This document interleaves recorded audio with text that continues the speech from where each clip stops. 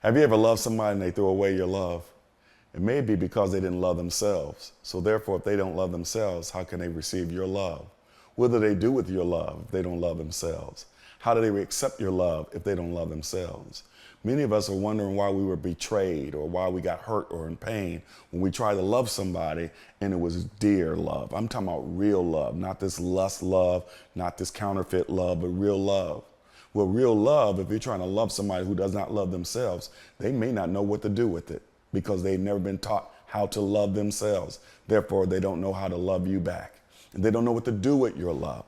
Because many times when we have life and we're lifing, we are imitating that which we've already seen. And if we have not experienced true self-love, then we don't even know what real love is. You have to love yourself in order to receive love from somebody else. And loving yourself is also loving God and loving the God in you. You were made in his image and in his likeness. And I ain't come here to preach about loving God. I came to preach about you loving you. But you got to know who God is and know who God is in you in order to love yourself. In other words, you got to forgive yourself.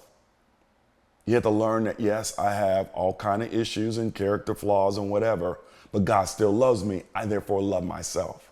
Yeah, I've done some things in the past, and guess what? All of us have done things in the past, but I got to love myself. How do you love yourself? Practice makes perfect. You have to love yourself, communicate with yourself, validate yourself, support yourself. How many of us are self-abusers?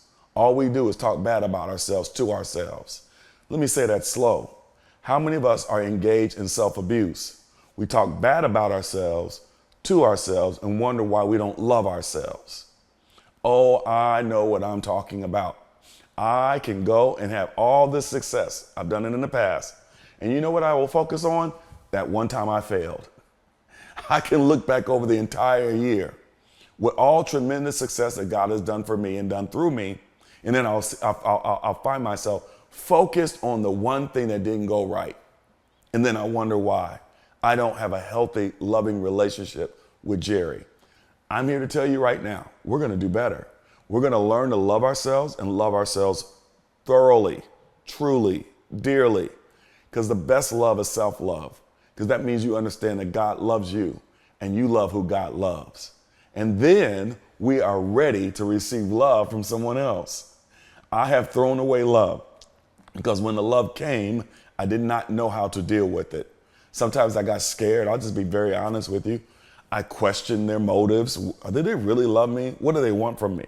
I questioned whether I could give the love back. I questioned whether I was really, what's the word you want to say when you think you're not worthy of it? I'm not worthy of the love.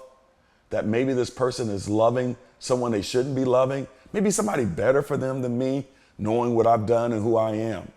But then one day it happened in my life where I really got on my knees and I began to say, okay, Jerry, what's going on? My mom really helped me. She goes, you're always providing and doing for others. She goes, but you're doing that so that you can avoid loving yourself. You're always focused on everybody else so that you don't have to focus on yourself.